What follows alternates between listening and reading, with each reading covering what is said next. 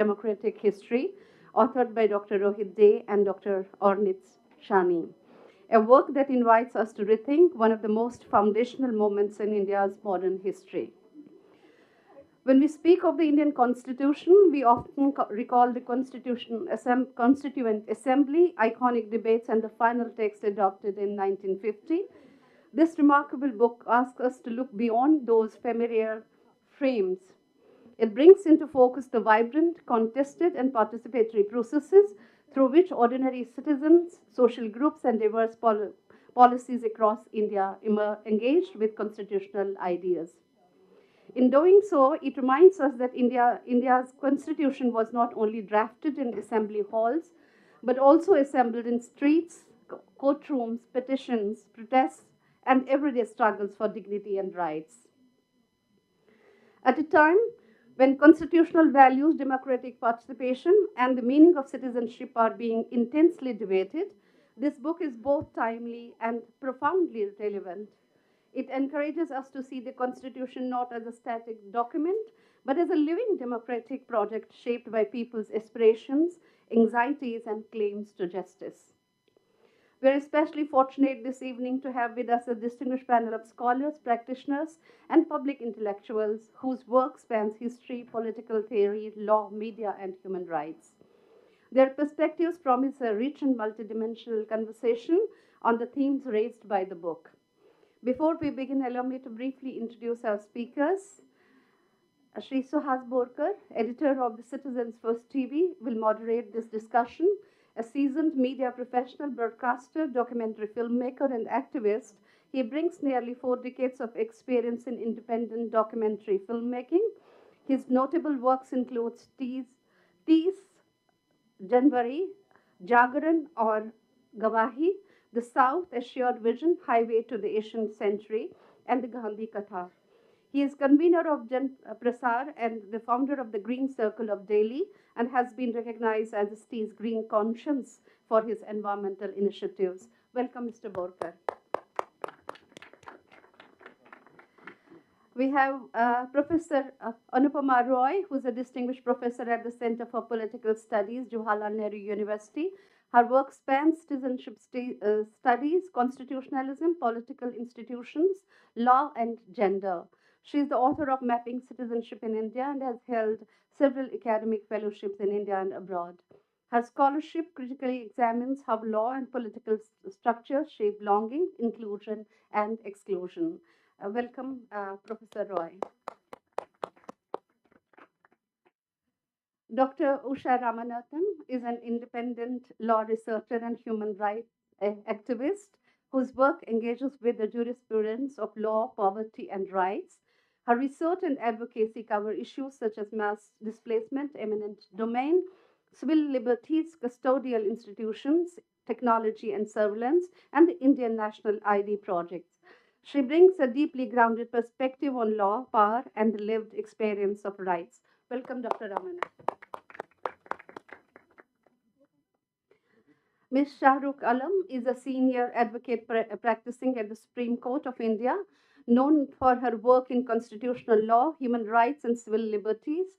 A graduate of NLSIU and the London School of Economics, she frequently writes and speaks on criminal law, judicial diversity, and systemic inequities in the justice system and contributes regularly to leading Indian publications. Welcome, Ms. Alam. Dr. Rohit Day is Associate Professor of History at Yale University. He is widely known for his influential book, A People's Constitution, The Everyday Life of Law in the Indian Republic, which explores how ordinary Indians engaged with the law and constitutionalism in the early decades of independence. He is the co-author of Assembly India's Constitution and New Democratic History. Welcome, Dr. Day. Dr. Ornit Shani is Associate Professor of Asian Studies at the University of Haifa. Her acclaimed book, How India Became Democratic, Citizenship and the Making of the Universal Franchise, has reshaped scholarly understanding of democracy and citizenship in India. She is the co-author of Assembly India's Constitution and New Democratic History, bringing deep insight into popular participation and democratic practices. Welcome, Dr. Shani. Once again, on behalf of the India International Center, I extend a warm welcome to our authors, speakers, the moderator, and to all of you present this evening. We look forward to a thoughtful and stimulating discussion that deepens our understanding of India's constitutional journey and its enduring democratic promise. With this, may I invite the moderator, Mr. Suhas Borkar, to take the session forward. Over to you. Thank you, Dr. Munshi. Can we just have some more chairs, please? If you don't mind. Yeah. Pooja, some chairs, please. Thank you, Dr. Munshi. Good evening to all of you. In spite of the AQI going haywire, you have joined us today. Thank you all. Greetings to the co-panelists, Rohit, Ornit, Usha, Anupama, and Shahrukh, and welcome to the fellow members of IIC, ladies and gentlemen. Both Rohit's and Ornit's earlier books centered on public engagement with Constitution of India. Rohit's The People's Constitution, the everyday life of law and the Indian Republic, and Ornit's How India Became Democratic Citizenship and the Making of the Universal Franchise. Both I've come into this book, the fascinating democratic history of assembling India's constitution, which I think is a logical progression of the earlier two books. I just want to quote a paragraph from page 10.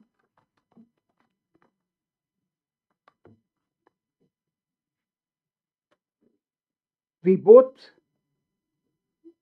noted in our books independently of each other that there is no social or administrative history of the making of the Constitution, and that this account needed to be told. Realizing that we had each traced complementary materials of this untold story and that we were both embarking on writing this history, we decided to write it together. We assembled archives, conducted additional joint archival work, and continuously read the material together. So this is a brilliant work in tandem, which means they work together closely and in coordination, like a team or a bicycle built for two, where actions are synchronized to achieve a common goal. It implies a seamless partnership and collaboration. So congratulations to both Ornit and Rohit for this book. In this process, they have debunked a lot of myths. The Constitution was not an elite exercise anchored in the Constituent Assembly. A lot of participation from down below. The Constituent Assembly began its work in December 1946, but the public engagement intensified after the draft constitution was published in February 1948. This publication was not originally planned, that's the draft constitution, but was prompted by earlier public demands and hundreds of unsolicited suggestions received by the Assembly even before the draft was ready. On page 23, you have a sense of ownership by ordinary citizens, which I found remarkable, and you have traced it. There is this guy called Barka Kati. On the 8th of January 1947, less than a month after the Constituent Assembly gathered in Delhi, and 7 months before India would become independent, the Assembly Secretariat received a letter from Guwahati, Assam, Neelkanta Barkakati. Letter typed on a small sheet of notepaper began by acknowledging his ignorance in constitutional matters and not knowing of such provisions which existed in other constitutions. Even so, it seemed to Barkakati that For our constitution to be democratic, in the true sense, it needed to give voters the right to recall. Now just imagine the right to recall Barkagati is asking for. Recall the elected members by providing for a vote of no confidence against an individual legislator or at any point after their re-election. Now, there's another thing which I found remarkable was the provincial legislatures questioning the Constituent Assembly that we are not dummies, page 166. And then the tribals demanding access to the Constituent Assembly. Now, this is page 276.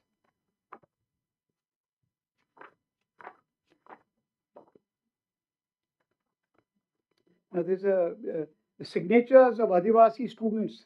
There's 700 sign up that they want to be part of the process, and they want some special educational instruments.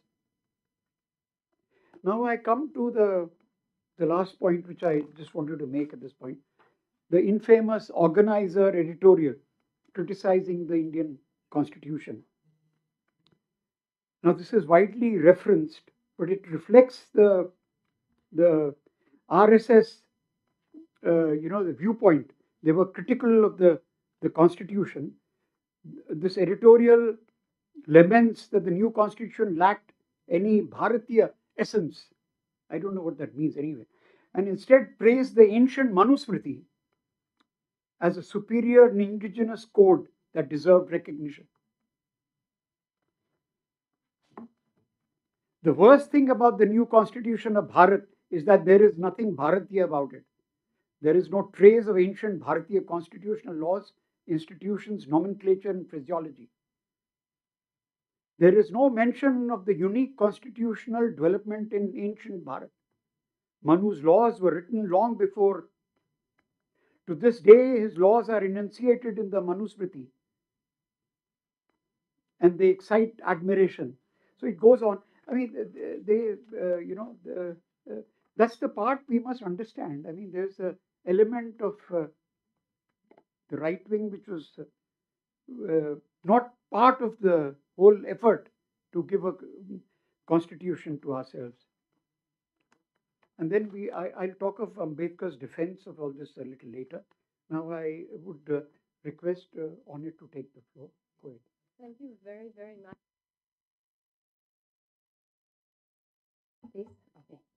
So, thank you everyone for coming. Thank you for IIC for hosting and organizing the event, especially to you, Mr. Suhasborkar, and Usha. Thank you for the very warm welcoming. Warm thanks to our discussants, Anupama Roy, Usha Ramanathan, and Shahrukh Khan.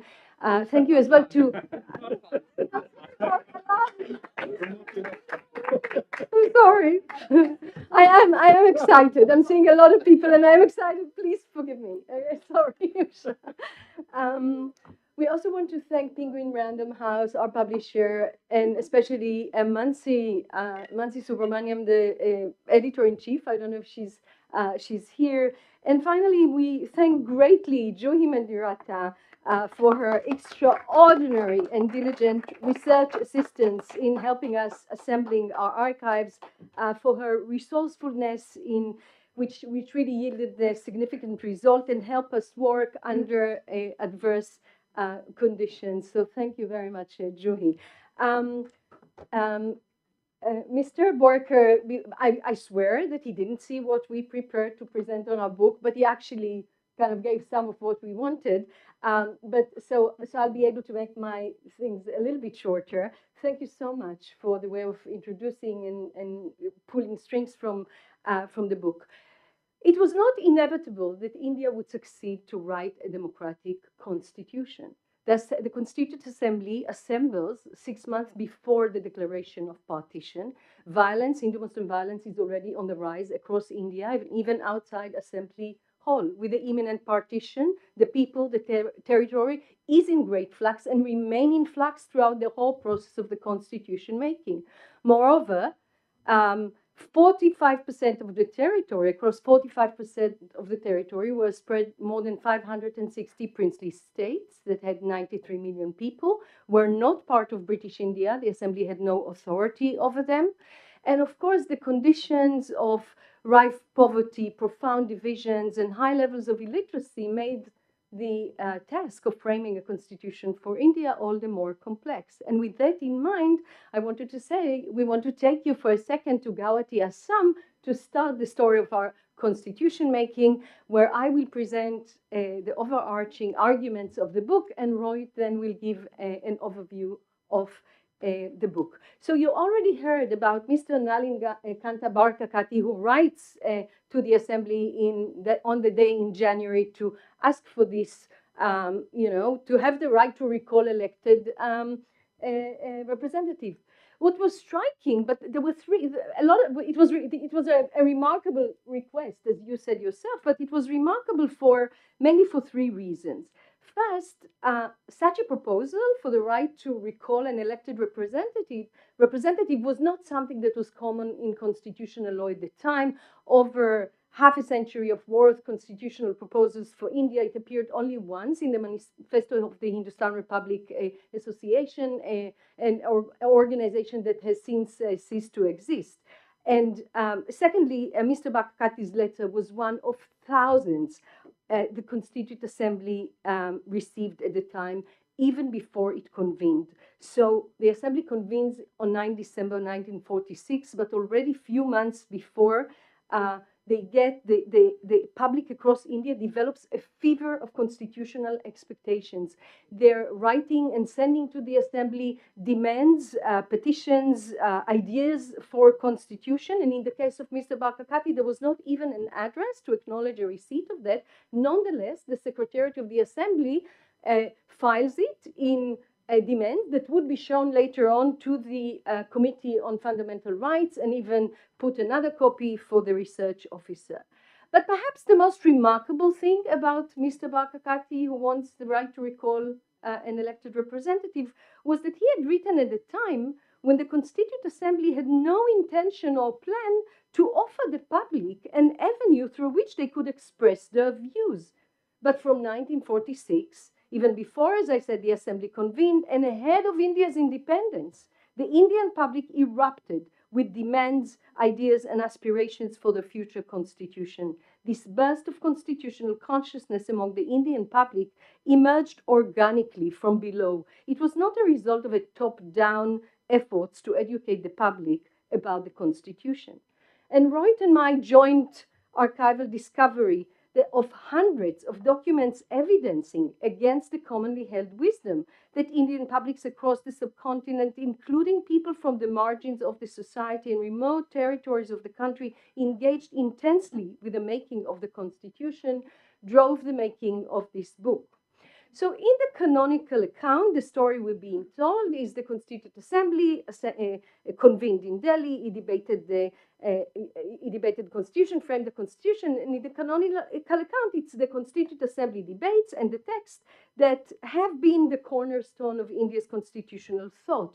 And the long and rich debates resulting in the text became also the source, the main source for scholars to study the constitution and its implications for India's democracy. Scholars explained the production of the text as a result of elite conflicts, elite consensus making or elite conflict. They also looked at the transformative ideas that were emerging in the assembly, or they were discussing the question of whether it is a continuity from colonial constitutional framework or departure. But in all cases, it was the constitutional debates and the constitutional text, and the debates are very rich, more than 5,500 pages, that formed the source of their investigation and basis for their understanding.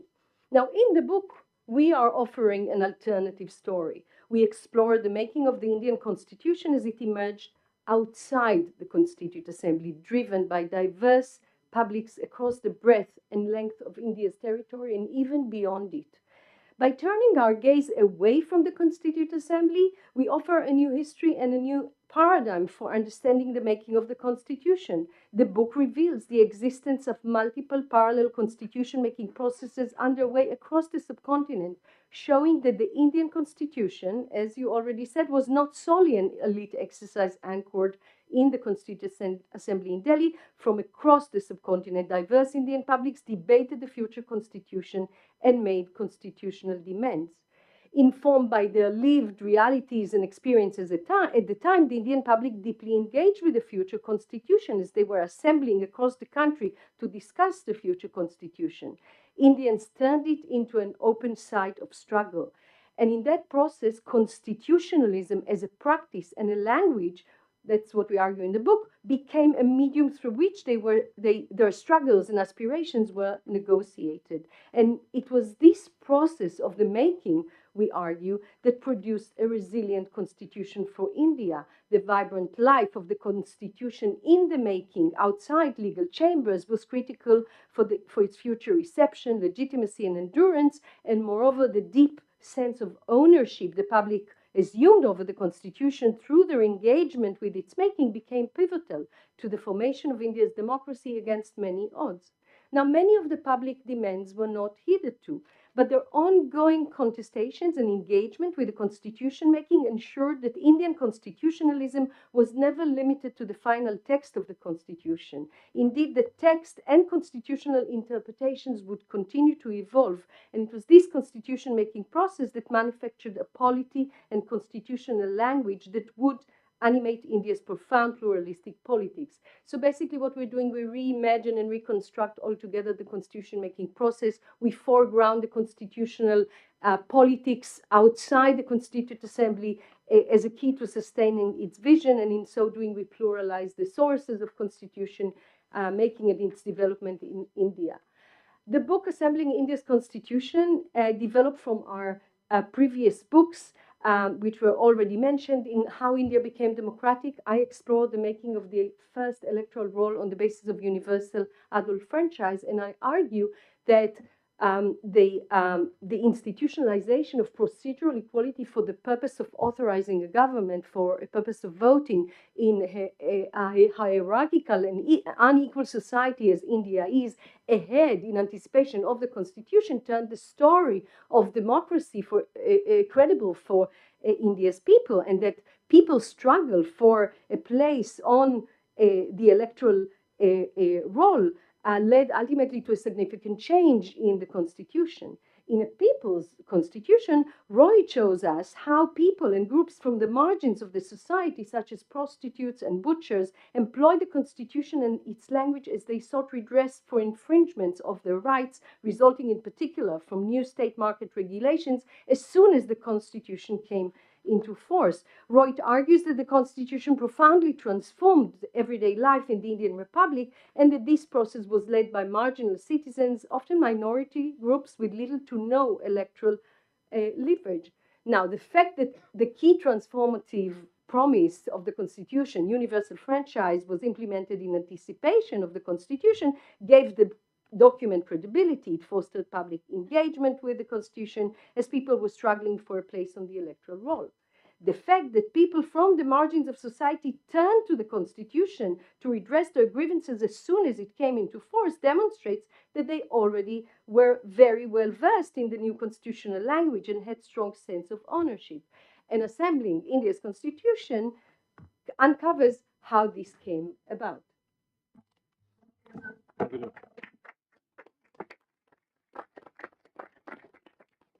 So I'm going to give a whistle-stop tour of the 6 chapters, but I can't help but say thank you for everyone who's come here. It's very exciting to see friends, teachers, and students, but in particular, many of you who, through your own work, writing, and activism, embody what it means to struggle and fight for constitutional values in this country.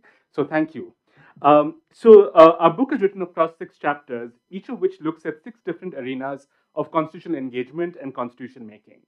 The first chapter begins from Guwahati, Assam, with Mr. Barkakati, where we look at demands and proposals made by individuals, but mainly organizations and groups. And these groups range from groups that one would think of as groups that are otherwise very remote from power, ranging from agricultural laborers, Adivasi women's associations, people with disabilities, who while making the petition, themselves assemble in public places more than once, debate and pass resolutions, convey them to the assembly, and sometimes send delegates to physically appear before the assembly. We show that the public understands that the Constitution is going to change their lives. They see the making as an opportunity to struggle and effect certain changes. The demands that they articulate present possibilities well beyond past and existing common constitutional ideas, for example, addressing questions of disability, sexual violence, and the right to food. Moreover, listening to the demands, we can see that the overwhelming majority of the public voices their demands not just on maximizing their own interest, but through a deliberative process of reasoning. Many of these are claims that are grounded in universal principles that would apply to all groups. And in this process, they disseminate the language and vocabulary of liberal constitutionalism, though they do so for both regressive and what we would call progressive aims. We argue that these demands form a reservoir of public constitutional thinking, a body of constitutional theory that emerges not from courtrooms, but from India's streets, villages, and forests. The second chapter starts from Bombay, where we show that the Indian public was not simply petitioning its future rulers for favors, but acting as unsolicited citizens, almost as sovereign subjects, in pursuit of their visions and aspirations. For instance, the original plan was the Constituent Assembly would function behind closed doors, and indeed that's been the model for constitution making. So, Philadelphia, the Americans do not have public broadcast of their debates. Ireland, the Irish Treaty gets debated without public watching, and even as recently as South Africa, the constitution is written behind closed doors, and that was the original plan for the Indian Assembly. But the public began, not only did materials get leaked to the public began sending in their own responses, forcing the assembly to adopt a more democratic process of consultation. And even then, the public sort of ran ahead of the assembly, making unauthorized translations, sort of having public meetings where they condemned the draft at the center, and sort of forcing the constitution drafters to listen to them. In chapter 3, we begin with the tiny princely state of Shahpura and then move to Rewa and Ratlam, looking at a lively scene of competing constitution making in the 560 princely states, which comprised about 45% of India's territory and had a population of about 93 million people. The states that were not part of British India possessed various degrees of sovereignty, and in today's telling, we imagine it was almost inevitable that all of these states would merge into India. However, we show that the process of constitution making inside the states had a significant role in the forming of the Indian Union and the peculiarities of Indian federalism. We look at constitution making in princely states at three scales: within the princely states themselves, between princely states, and the emergence of these bodies that we often forgot about called unions of states, and between the princely states and the Constituent Assembly. The original Constituent Assembly, for example, had no power to enact a constitution for the states, and the draft constitution actually had a schedule that would list all the princely state constitutions as separate constitutions within them. And the chapter looks at how it came about and shows that it emerged from constitutional dialogues and politics between princely states, the people living in the princely states, and the union government. And this process sets the pattern for how India's federalism evolves over time, including a feature of asymmetric federalism, which we argue came from this sort of pulling process that took place. Chapter 4 turns to the Madras legislature to show that the constitution that was being drafted in Delhi was not just transforming the relationship between individuals and the state, but also between the existing state agencies and the new authorities. It was poised to create a new map of power between institutions. However, as we know that many institutions in India had a kind of long colonial legacy: provincial legislatures, bureaucracy, the army, municipalities. And by the 1940s, these were largely staffed with Indians and had a strong sense of what their institution's sort of jurisdiction and authority would be. They were not mere passive spectators of the process in Delhi. They actively sought to influence, change, subvert, or resist the emerging constitutional order through both public and private channels. We moved through provincial legislatures, the judiciary, bureaucracy, and local governments, particularly the municipality of Delhi, to show how these authorities actively sought to influence the constitution-making process. And when we think of kind of success of constitutions, in many cases, the constitution needs the buy-in from these institutions to survive.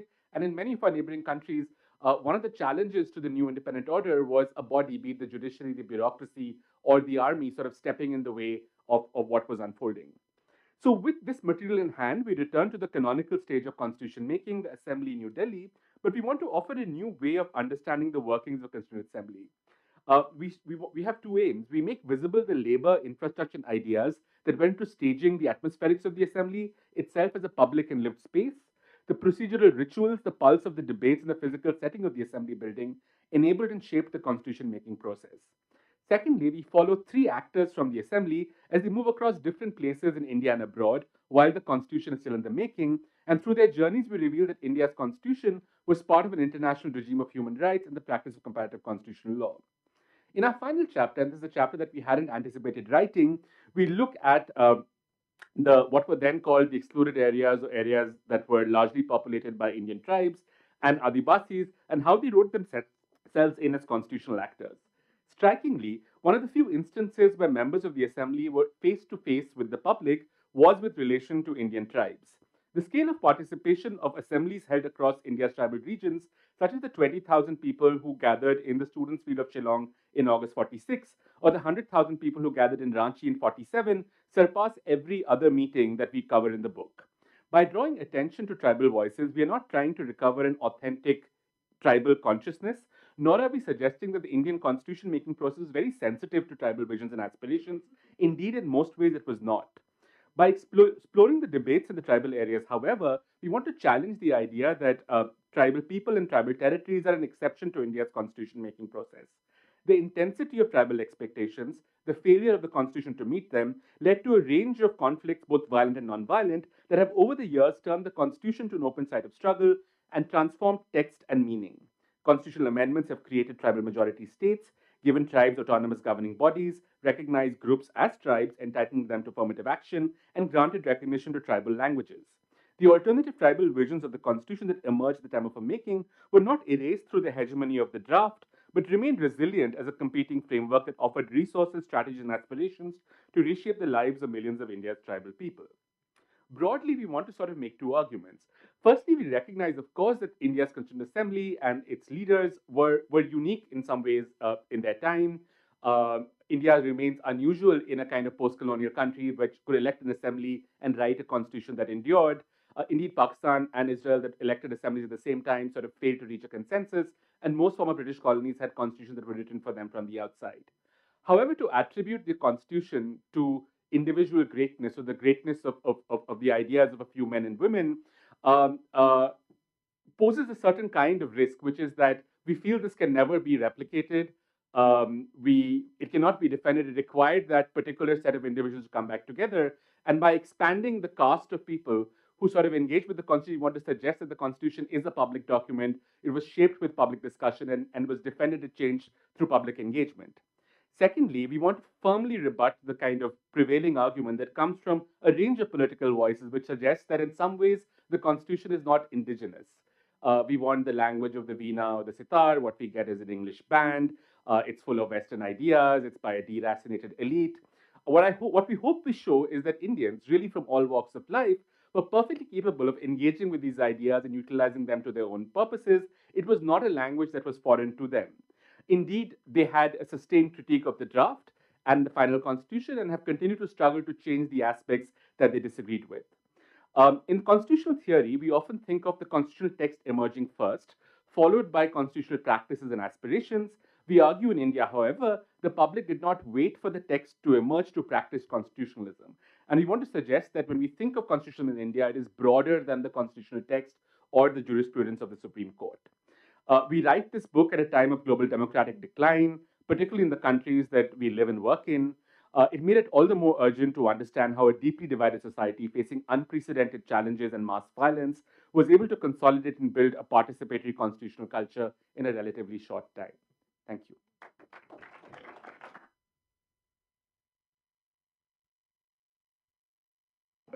Thank you both, Ornit and Rohit, for that overview. And now we go to the other panelists. Before we do that, I just wanted to go to Ambedkar's speech on November 4th, 1948, while introducing the draft constitution. Ambedkar acknowledges borrowing, things from various constitutions, but justifies it pragmatically. No constitution is entirely original at this stage in world history. More than 100 years have passed since written constitutions emerged. The scope and fundamentals are well settled globally. He argued that borrowing was inevitable and wise. Nobody holds any patent rights in the fundamental ideas of a constitution. Essentials like federalism, rights and governance structures must resemble proven models. He emphasized adaptations for India's unique needs, enforceable fundamental rights, directive principles of state policy, which was quite a novel blend. The rebuttal persuaded many members, highlighting the drafting committee's selective, thoughtful integration rather than blind imitation. Now I call upon Usha to take the floor, please.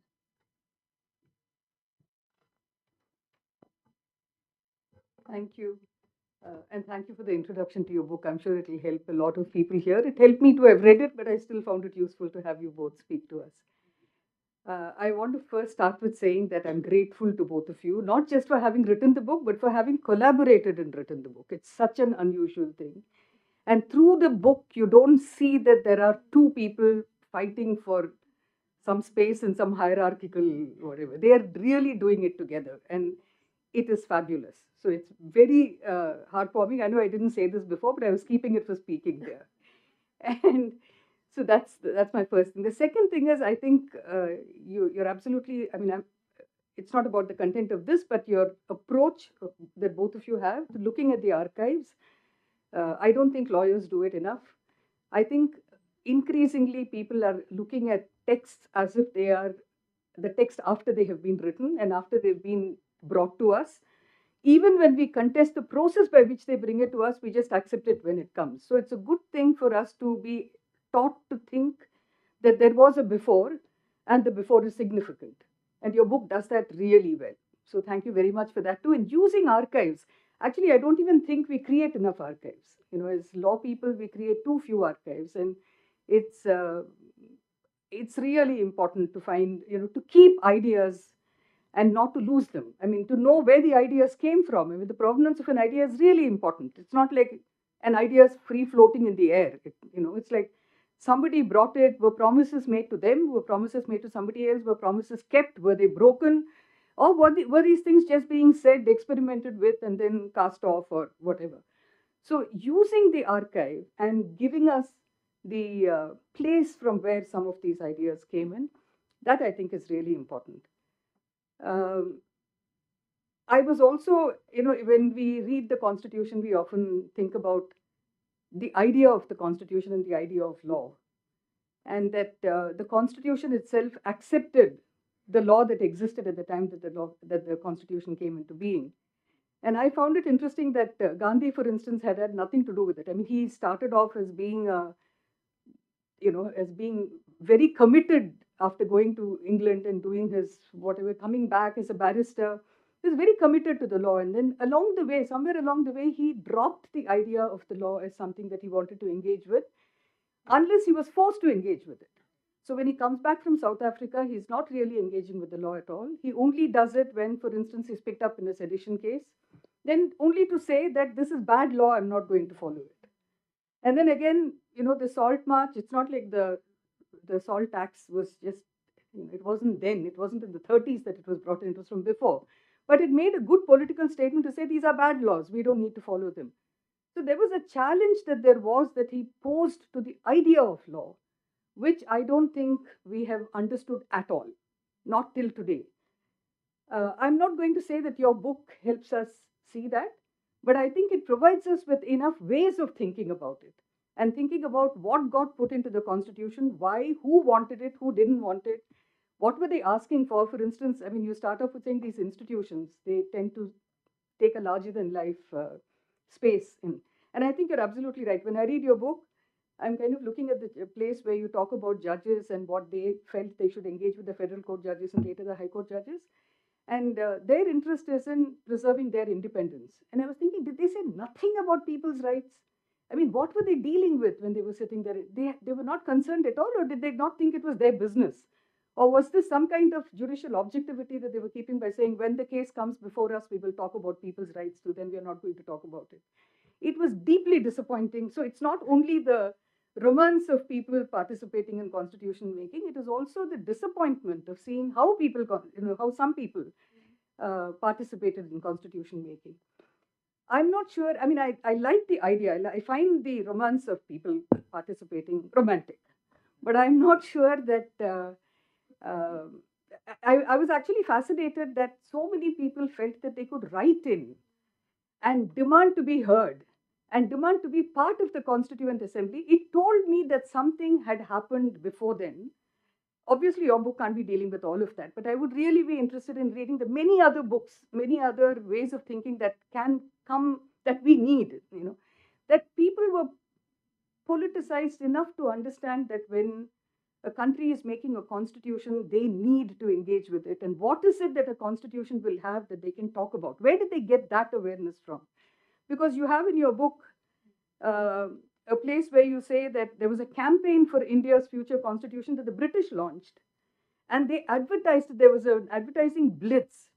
And everybody, they're like all radio, anywhere where you could hear, they were trying to solicit opinion from people. But there was no response. And the Constituent Assembly did not solicit, but they got a lot. I also found it interesting that the Constituent Assembly did not, like when public interest litigation was first introduced in the Supreme Court, when we went a few years later to see what was happening with all the petitions that were coming to the court, we found that there was a convenient dustbin. And everything other than that which came in English or Hindi was dumped into that because there was no one there to sit and translate all of this. They don't know what to do with it. So, okay, these problems can wait till later, and they were just dumped. You don't see that happening here. So actually, I find that I actually belong to that class, which has a huge amount of respect for those who worked to produce the Constitution. I don't think it was easy. They were doing it at a really difficult time. They were statesmen, statespeople.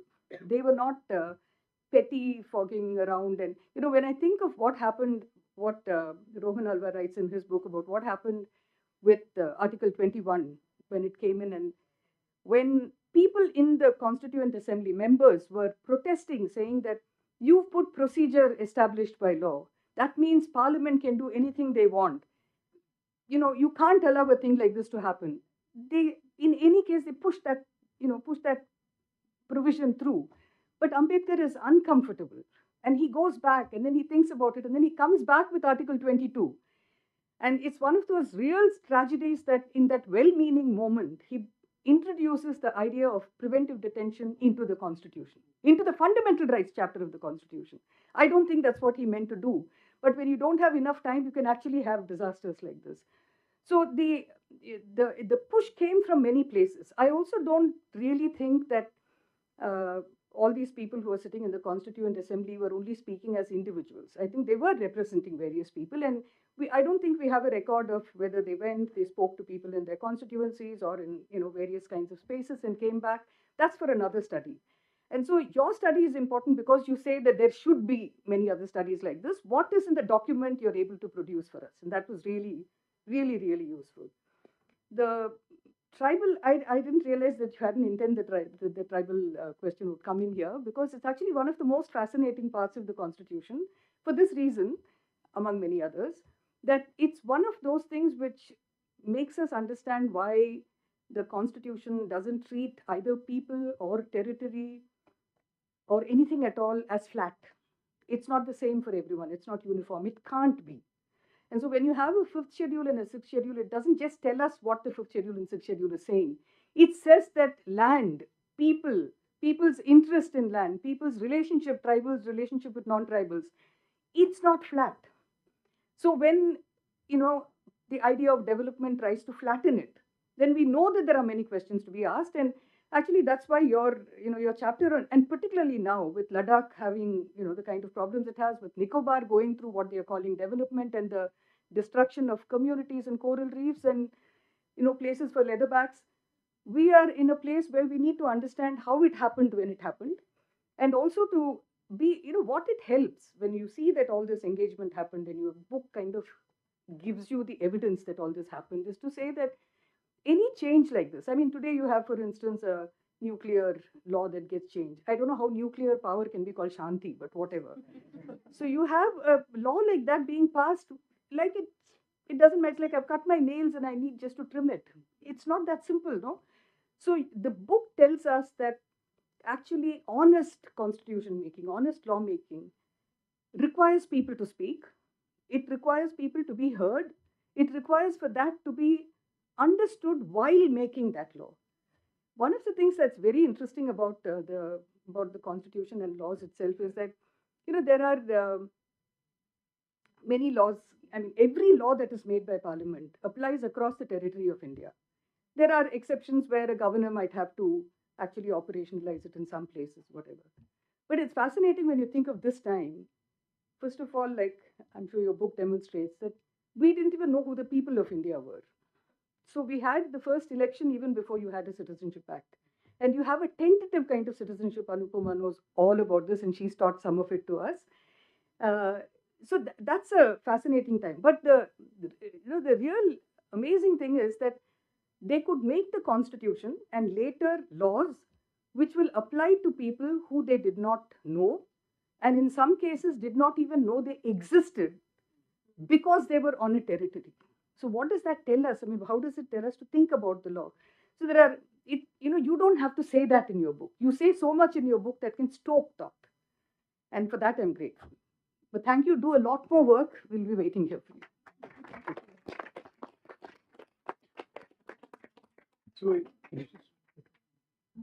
So it's the beginning of the alternative history of making the Constitution. Yes, it's a kind of alternative view, no? Of An additional. no, that's what. I mean, you get out of the Constituent Assembly and see what's happening all over. Yeah.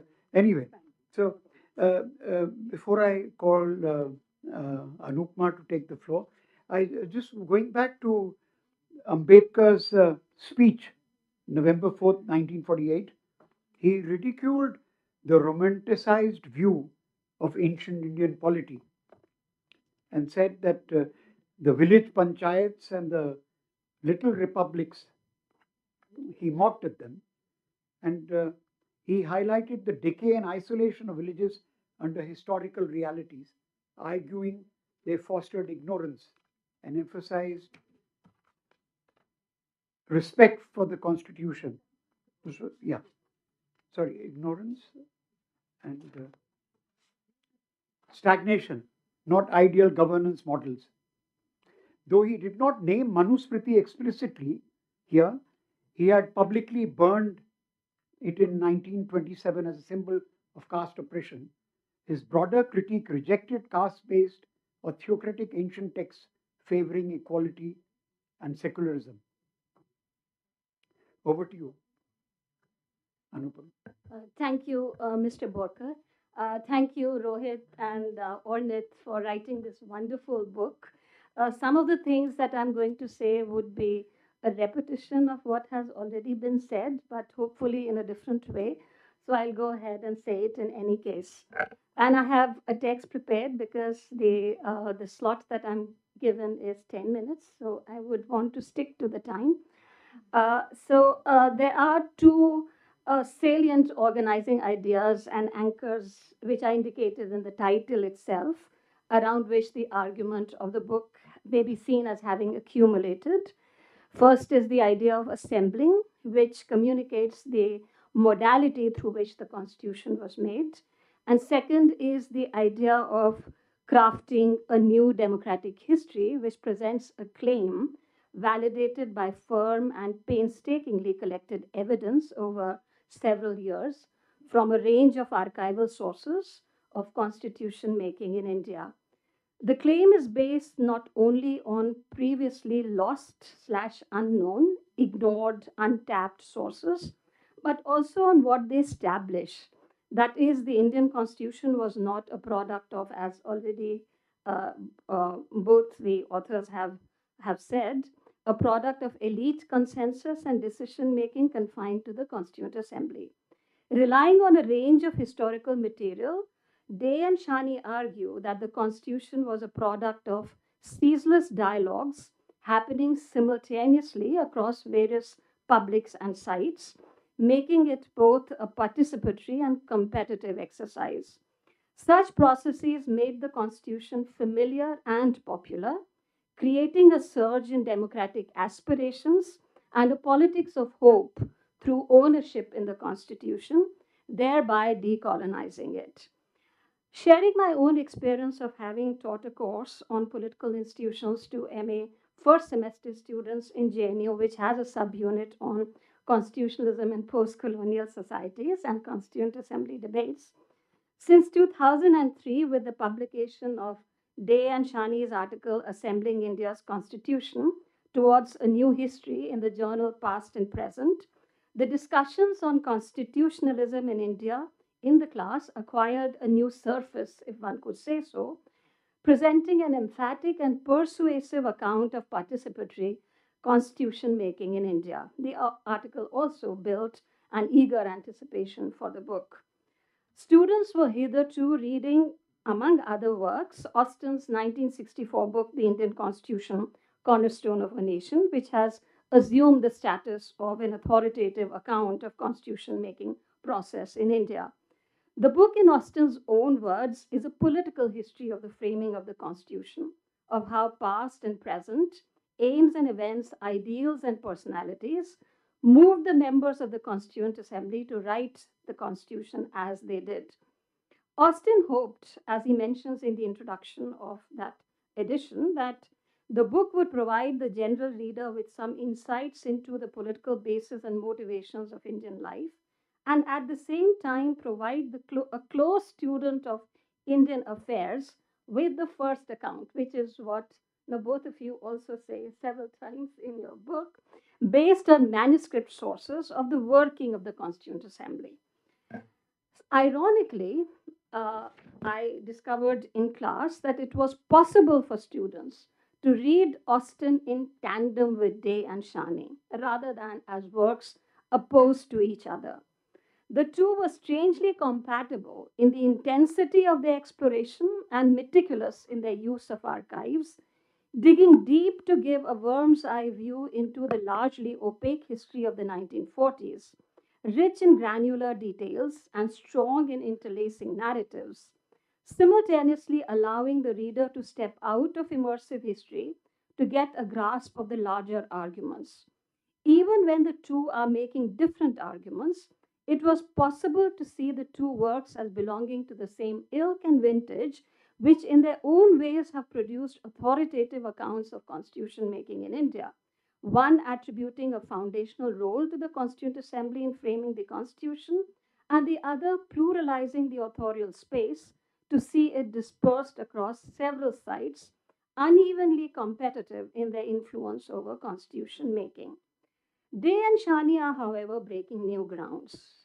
Consciously, I believe, and in alignment with their earlier works, addressing significant contemporary debates on constitutionalism in India, addressing not just the prevalent dominant scholarship which tends to look at constitution making in India as part of larger histories of elite constitution making shrouded in secrecy, or as in the case of post-Second World War wave of constitutionalization, bearing the birthmarks, as Bakshi would say, of past regimes, but also contemporary ascriptions of the Constitution as colonial and alien to Indian culture, sensibilities, and traditions.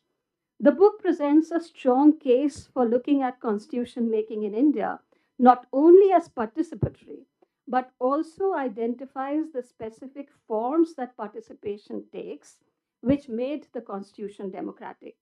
Public participation was not part of the original design, nor was it intended to provide a democratic cover and legitimacy to the constitution. The people participated, as the authors say, uninvited.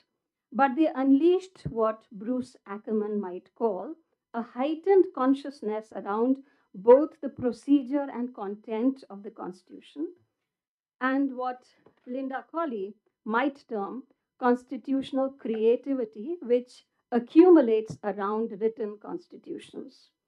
While the idea of constitutional consciousness is spread across chapters, it takes different forms and has diverse ramifications depending on the site of assemblage. Competitive constitution making in the princely states, which the authors discuss in chapter 3, for example, preceded and often outpaced the constitution making process in the Constituent Assembly. Through distinct modalities and rationalities of institutionalizing constitutional orders, they lay down aspirations and instruments for Indian federalism. Chapter 2, titled Making the Constitution a Public Affair, among other chapters, shows how the Indian publics, I quote now, loud, frequent, and voluminous constitutional debates became a sizable part of the paperwork of constitution making. It also turned the constitution making process into a public affair. Through their proactive efforts to participate, the Indian public asserted ownership over the future constitution, unquote. Moreover, the draft constitution, when published in February 1948, again on public demand, became quite like it did in the anti CAA movement, a surprise bestseller, your words. This phenomena, Day and Shani argue, established the legitimacy of the Constituent Assembly from the vantage point of 1947, when the legitimacy of the Constituent Assembly as a constitution making body had not been established. Methodologically, the book is not just an exemplary exposition of constitutional ethnography, it also shows, in chapter 2 in particular, but also in other chapters, how bureaucratic practices of filing and noting built a channel of conversation between the people as petitioners, the Constituent Assembly Secretariat, the Advisory Committee, and the members of the Constituent Assembly individually and collectively. The constitutional archives, as a residuum of this activity, present a monumental account of popular aspirations, the many meanings the Constitution held out to the people, the bewitchment with the idea of the Constitution and betrayals in the text, constitutional aspirations and actually existing state practices, especially violation of civil liberties by provincial governments, dissonances and dissent within the institutional apparatus of the Constituent Assembly in the form of Maulana Hazrat Mohani, and between the Constituent Assembly and the Provincial Assembly, whose members too wanted to have a say in the process, refusing to be treated as dummies, and the judiciary alert to its own stakes in the Constitution as a source for its autonomy. All of this was a reminder of the fact that constitution making was taking place alongside the institutionalization of the state and state formative practices associated with it. This brings me to two questions which I would like to ask, pegging them largely to issues raised by the authors in the conclusion of the book, which is appropriately titled An Open Site of Struggle. The authors say in the conclusion, and I quote here, the public ensured that in India there was no idealized constitutional moment frozen in time. Instead, they turned the making of the constitution into an enduring momentum for India's democracy and its democratic politics. The constitution became an open site of struggle, and the constitutional energy that the public unleashed at the time of constitution making has never ceased, unquote. Now, the theory of constitutional moments, as proposed by Bruce Ackerman, draws upon history to look at constitutional theory and practice together. The constitutional order for Ackerman is best rediscovered by reflecting on the course of his historical development, and the real constitution is not solely the text of the constitution or what the judges say, but it's also a set of principles adopted by people at extraordinary moments of intense constitutional participation and deliberation with or without changes in the constitutional text. These moments result in constitutional transformations and may potentially occur anytime, not only at the founding moments. And I was wondering whether the tendency towards momentum is inherent in the writtenness of the Constitution itself. As Colley would argue, she describes written constitutions as contagious political genre, imperfect but stirring, which provides hope in uncertain and violent times, around which those who are watchful may rally and recall the people. A second question, and I owe this question to a PhD student who's sitting right across me, Shubham, and he said that no, I should ask this question. The second question concerns the nature of the relationship between the public and the Constitution. And the author's engagement with engaging with a lot of scholars in the book. But in this particular case, I thought they were engaging in particular with frameworks such as Madhav Khosla's, and Madhav Khosla, who sees the Constitution as assuming a pedagogical character that can bring into being certain kinds of citizens. Uh, and the process, Khosla would argue, of creating certain kinds of citizens must necessarily involve the use of authority. In the Indian case, he says that the shaping of intersubjectivity, the structuring of deliberation, and the framework of participation and creating this universe of knowledge and power presents a conception of agency that could legitimize such authority. And I was wondering, despite uh, coming from different vantage points and traversing disparate routes, both you and Shani and Ornit and Mother Khosla converged on a common argument that both the creation of a shared civic culture through political education in Khosla and the active participation of the people in the constitution making process legitimate, that's your argument, legitimate the authority of the constitution and in the process affirm its pedagogical role, especially in enabling the rule and authority dimensions of the constitution. I'll end here. Thank you. Thanks a lot, Anupam, for bringing academic rigor to the whole exercise. Now, I'll request Shah Rukh to come in. Thank you. We'll go back to the popular now. But before I start, I want to say to Ornit that I only objected to being called Shah Rukh Alam to avoid later Shah Rukh Khan to avoid disappointment to your audience. I'm very used to the disappointment that it brings. But I'm overawed by this book. First, I was overawed by the size of this book.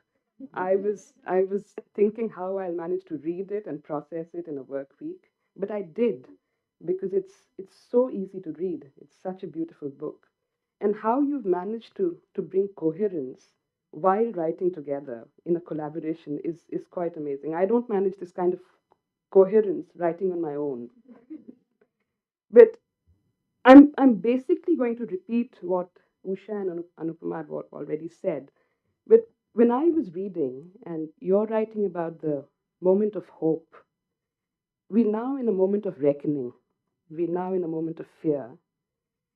And I was thinking that if you look at the laws that are being brought in, if you look at the engagement with the courts today, it's urgent, it's intense, it's quotidian, it's very, very similar. Pick up any law, I mean, Waqf, for instance, and walk into any Muslim household, and they'll be able to tell you about its provisions. They'll be able to have a debate with you about that law. Pick up the Places of Worship Act, pick up the Uniform Civil Code. Any Muslim woman today will be able to have a discussion with you about it. It's a very lived, experienced reality. Pick up the UAPA. Any student, especially students from JNU, will be able to discuss Section 45D with you. They'll be able to tell you what bail is all about. Municipal laws. Any person will tell you about demolitions. Your own work on it, your own previous work on adult franchise, the SIR today, the Special Intensive Revision, there's an intense engagement with it. There are Jansunvais happening, there are pamphlets, there are people working on the ground. So there is the same level of quotidian engagement that you talk about. And on the other hand, also, if you look at the language of the writ petitions that are being filed in the constitutional courts today, affidavits that are being filed that use words that are not constitutional, that aim, to my mind, to sort of push the boundaries. Words like invaders, words like barbarians, when talking about conversion laws, when talking about Places of Worship Act. So there's a lot of pull and push and a lot of very visible engagement on the ground. The first question I asked myself was that if 75 years from now, a history was to be written of the Supreme Court today or the engagement with laws today, what would that be like? Would we talk about uh, the democratic transformation? Because there is democratic transformation happening. There's a lot of activity happening. But if you do a top down job, if we were to write a history of the Supreme Court today, or not today, 75 years from now, it'll be easy to do. It'll mostly describe more or less unresponsive, regressive court. But if you were to write of the engagements that people are making with the court today, uh, the democratic processes, would that also be a fair assessment? I ask myself. Would it capture the Veshat today? And I use Veshat very deliberately. I'll come back to that in a moment. So I'm thinking whether that will give you a fuller picture, whether a bottom up approach of writing today's history 75 years from now will give you a fuller picture or not. It is a moment of democratization. It is a moment of transformation, even if not for the better. The second question is Usha talked about it already. What was before what you describe as the original moment of constitutional politics? Where did that awakening come from? Was there a vacuum before? And I was reading this very interesting book called Badshah, Bandar and Bazar by Jagjit Lalli. And it's just an aside, but he says that canon and qanun have the same roots in Greek. And canon through Latin became canon, and through Arabic, qanun became qanun. But he's actually talking about the first codification of qanun by Aurangzeb, if you please, the Fatwa Alamgiri.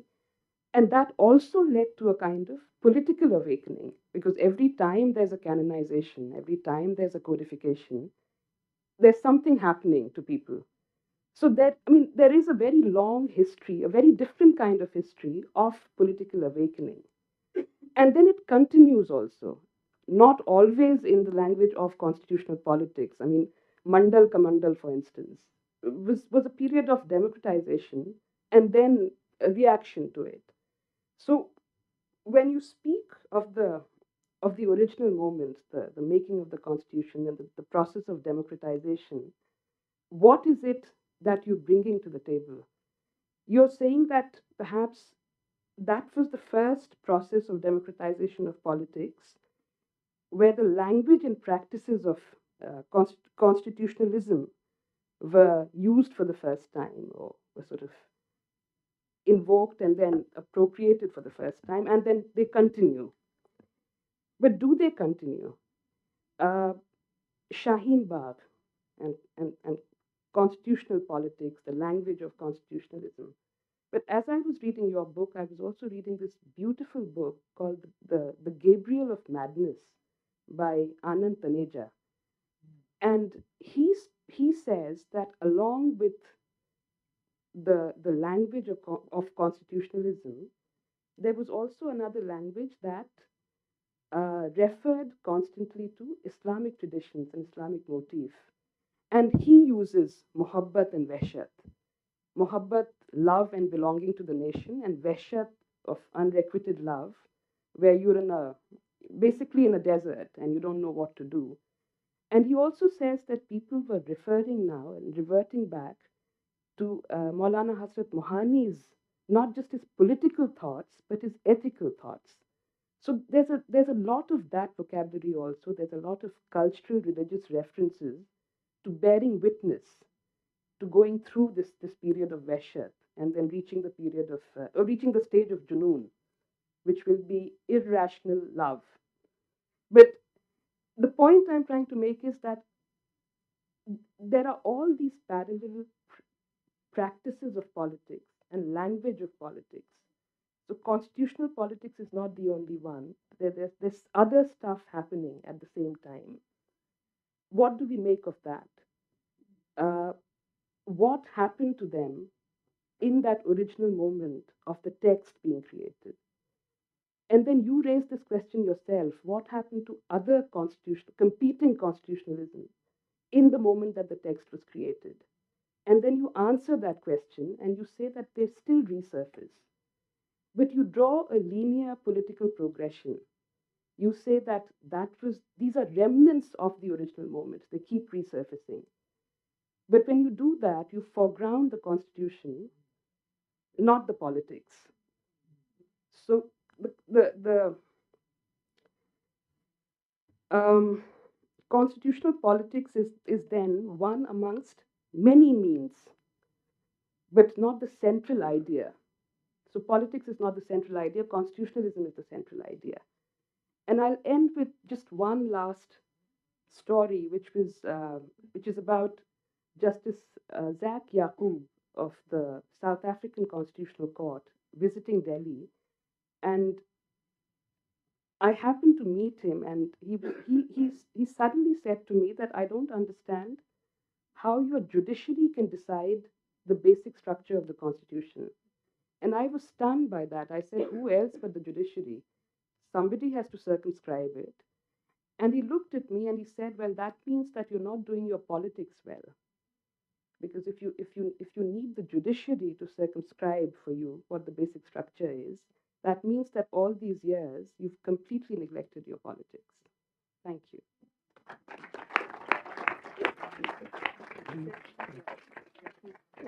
Shahrukh, can you put that? Shahrukh, put that? Yeah, that actually brings us to shifting focus from the document to the practitioners. And Ambedkar had rightly warned, however good a constitution may be, it is sure to turn out bad if those who work it are bad. So we are going through that phase. Now can we open it to the floor now? Yeah, yeah. You want to respond first? No, let's get that. Yeah, yeah, okay. So here goes. Yeah, yeah, go ahead. Hello. Good evening to all. My name is Shaurya and I'm a PhD student from CPS. I haven't read the book. So my question was on the contemporary issues of when we talk about the 16th presidential reference, the role of institutions encroaching upon each the jurisdiction. So the constitution is very silent on many aspects. Commission and the way they are approached today. So, what does the book shed some light on those aspects? And what were the findings that you found out from your research in that aspect? Thank you. We pick up two more and then we put it to the panel. Yeah, go ahead.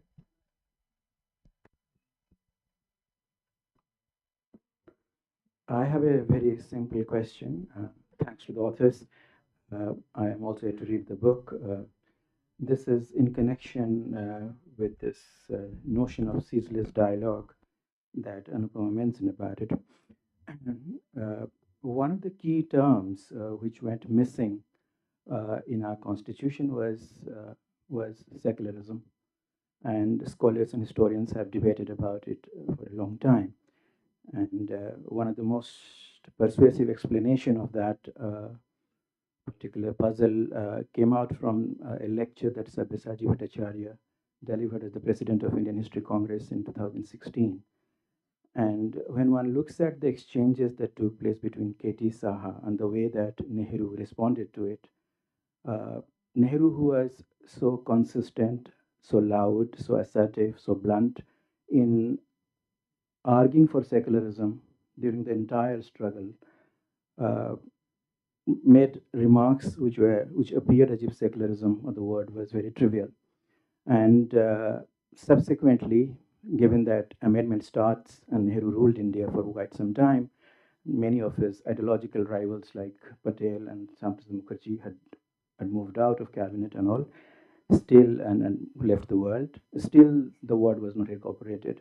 So my question is this: in your this effort about this whole public reactions and deliberations and notes and exchanges, uh, are there reactions to that from certain quarters, and how that was dealt with? Thank you. Take one more. Yeah, go ahead. Yeah, hi. So one question was placed by Professor Anupama. I would just say that could you talk about more about the nature of pedagogical, which you seem to hate in the beginning and then become in the end? Secondly, when I was reading your work, I mean, there almost seems a conflation between certain types of binaries, right? For example, when you say participation, there is a constant feeling that you're talking about participation of two kinds. Sometimes people are participating and trying to participate because of the anxieties. What would the constitution be? And sometimes it is about aspiration, like we want the constitution to be like this. I mean, also these boundaries are blurred. I mean, sometimes because of anxiety, you say something, right? Also, but when you talk about participatory constitutional culture, see, one thing is speaking, one thing is being heard. I mean, when you start the trajectory from the first chapter and then you go to the Manipur thing, what happened in Manipur, and we see what Shahrukh also talks about right now with Kashmir and different things. So, I mean, where, for example, I'll say that, when Udit Bhatia says in this, when you start reading, now we are at a point in scholarship where we are dissecting Constituent Assembly debates in terms of arguing speech act or bargaining speech acts. But then how do we not glorify this work? We also, in Anupama's class also, we discussed a lot. I mean, it's almost a romantic fervor that gets with the constitution when you talk about in your people's constitution also. So how do we deglorify it? I mean, there is a romanticism into it. And then while you talk about, like, you shift the gaze, but it's always, continuing the metaphor, it almost looks like you're looking with the side eye to the Constituent Assembly again. So trying to shift the gaze with the side eyes is the Constituent Assembly, because there is no interpersonal relationship. So how do you view those interpersonal relationships? For example, what is happening between upper caste and lower caste groups? You make a triangle, right? From upper caste groups to the Constituent Assembly, lower caste group to the Constituent Assembly. So what happens between those groups, those interpersonal? Because even if you shift the gaze, the side eyes is still towards the Constituent Assembly. So that is something. I think we'll put it to the panel now. Yeah, go ahead.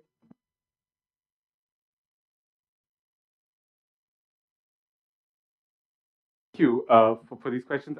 I'll try to answer some of them together. So maybe to take up Shubham's question, uh, okay, the pedagogic question is interesting, right? So there's a constant metaphor of the Constitution as a textbook. The issue with textbooks is they're not popular documents. You don't love a textbook. You don't sort of you use a textbook, but you don't get to edit it yourself. The textbook is edited by a committee.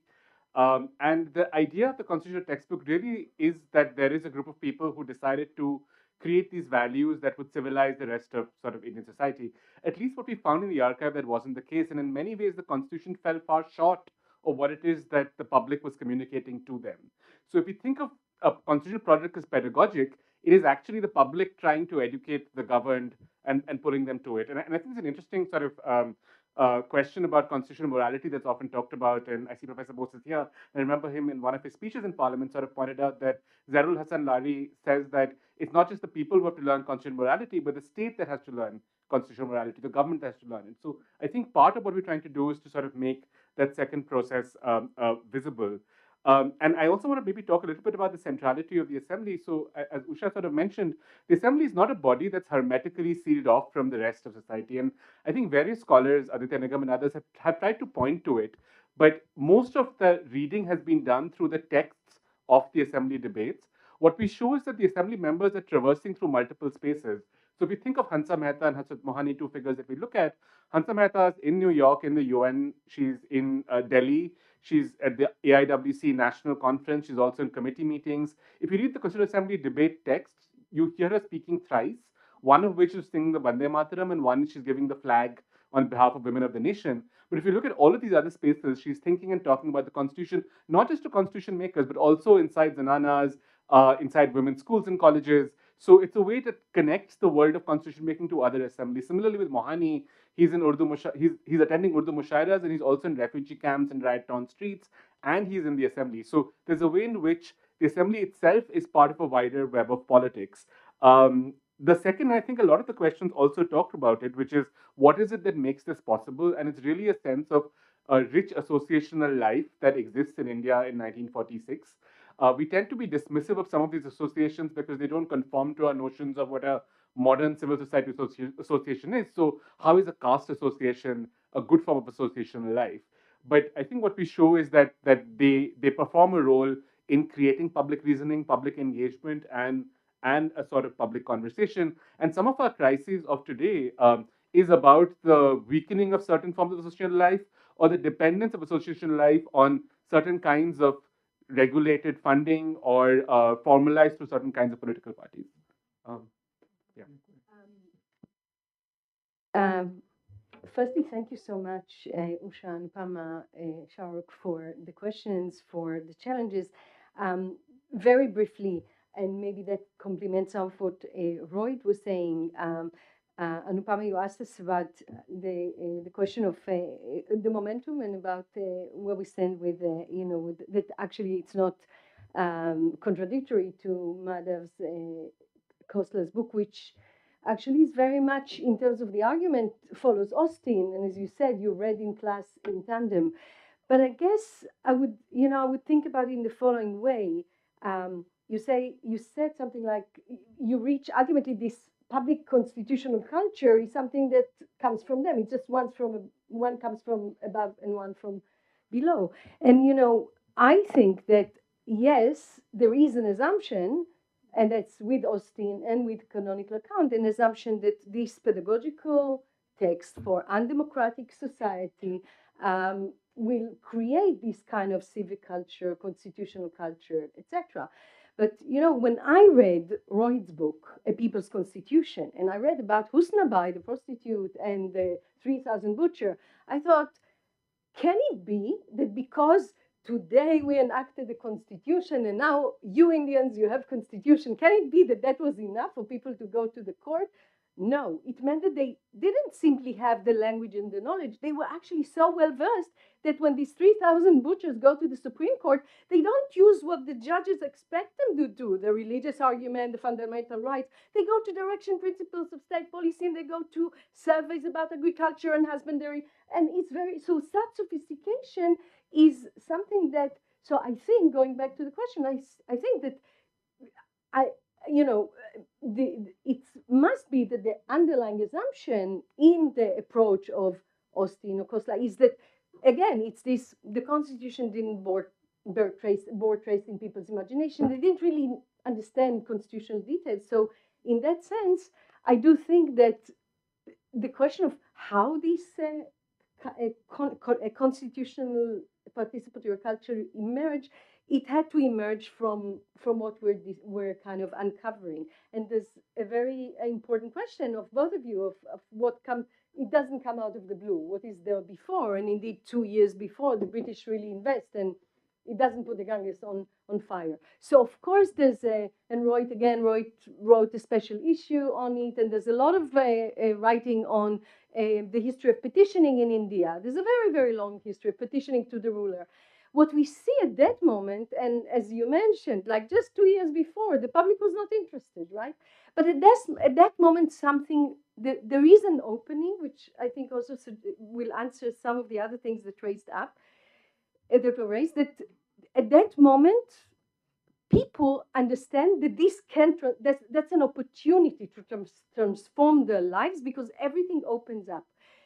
It's, as Anupama said, it's happening alongside the state in the making, but the state is not made. And there's no such thing as a state, not then and not today. There's no such thing as a coherent state. The state is composed of multiple authorities that are, not coherent at all in any way. But that is a moment of opening where people write. They don't just write to the assembly. They write to any person and organization that they think might have a say. So before there was the nationalist movement and all kind of constitutional proposals and petitioning. But at that moment, people come with first it's about the tone of their demand. They come in the imperative. They say, for our constitution to be that and that, for our. So there's something that is different in their style, in their tone, in their disposition. And the disposition that Rohit was mentioning, they come as sovereign subject, as not as like a sovereign citizen, sorry, not as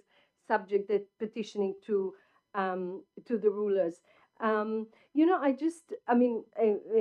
What you said is kind of, it's a big push. Like the question is, what do we, I'm going to the South African visitor. So, when you said it, I was thinking, when he said you neglected politics, that means you neglected politics. Is it politics or is it neglecting the constitutional promises? Because the politics that we see today in so many ways is result as well of, because it was very beautiful the way you described the democratic moment of the present in parallel of how people know very well what's happening, especially specific groups. But do they have the same opening and channels to push for what people pushed at the time? Question. And is it the constitution or is it what happened with democratic politics? Because, for example, upper caste who at the moment of constitution making lost the battle, they didn't want the abolition of touchability. They didn't want the transformation in caste. Some of them said it's a Holocaust. If now I can't tell someone not to come to my hotel or restaurant, that would be a Holocaust. At the time, they lost the battle. I mean, we see what's happening from the mid-80s in India with the rise of Indian nationalism. The context is, in fact, democratization, right? Regionalism in politics, backward, lower caste. So I'm just giving hints to this. Roy, do you want to add to Just that? very briefly, Shahrukh, thank you. This is a much longer conversation. Constitutions are hegemonic, and I think what this process did is it required other forms of politics to take on a constitutional, at least a covering. And I can think of like two examples, both the kind of movement to decriminalize 377, but also, I mean, today's a good day to think about it, the institution of Manrega.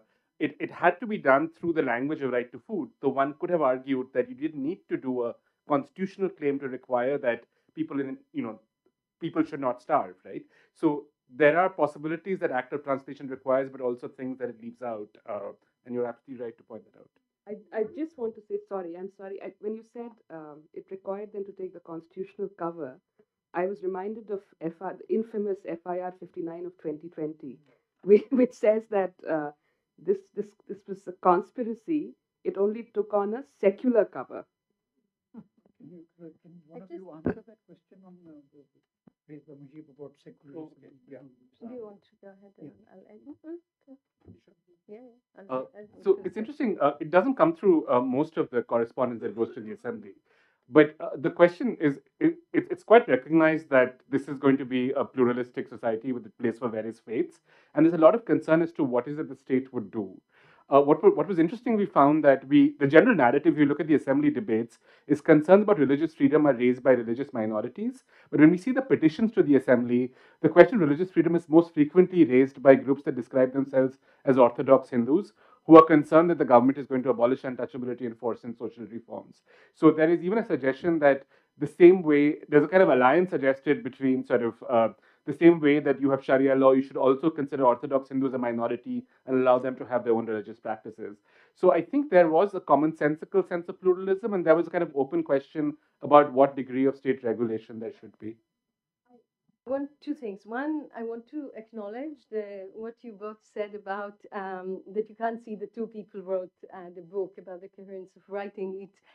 Thank you. It meant a lot because we didn't write it the way people usually we kind of co-author. It's not that I wrote one chapter, Roy wrote another chapter, we exchanged, we discussed it.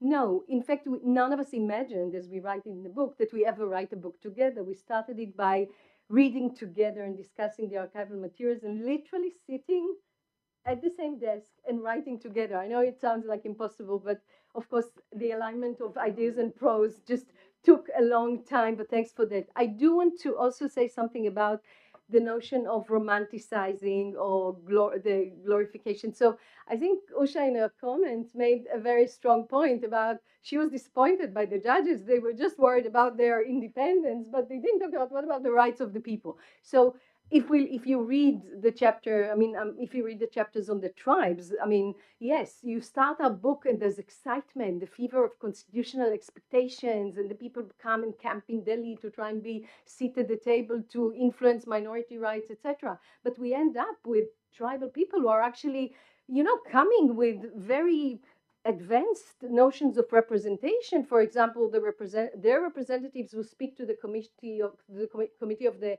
Constitutional Advisors say, we just hear as a channel to hear what you say, and we now have to go back to our people to see what they think. But the assembly committee just, you know, it hears them, but it doesn't listen to them, and they end up with a schedule that is worse than what they had before under the last constitutional framework.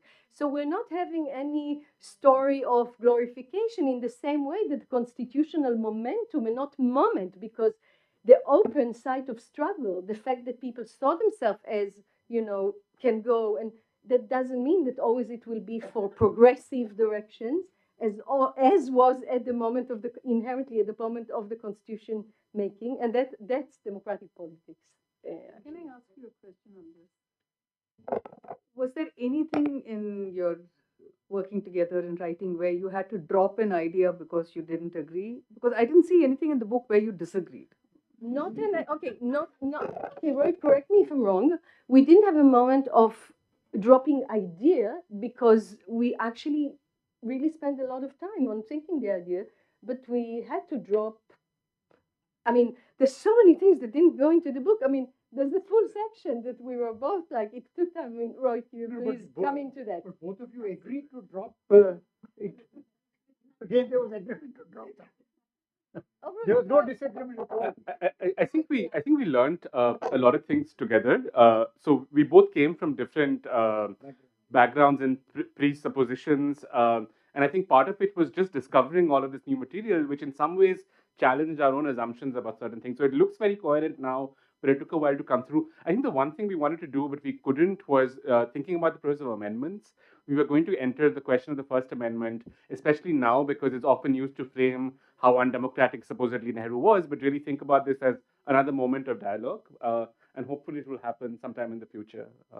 Yeah, that's interesting because there were 2,473 amendments. You know, that's quite crazy. Yeah. So can we take it more? Yeah. Go ahead.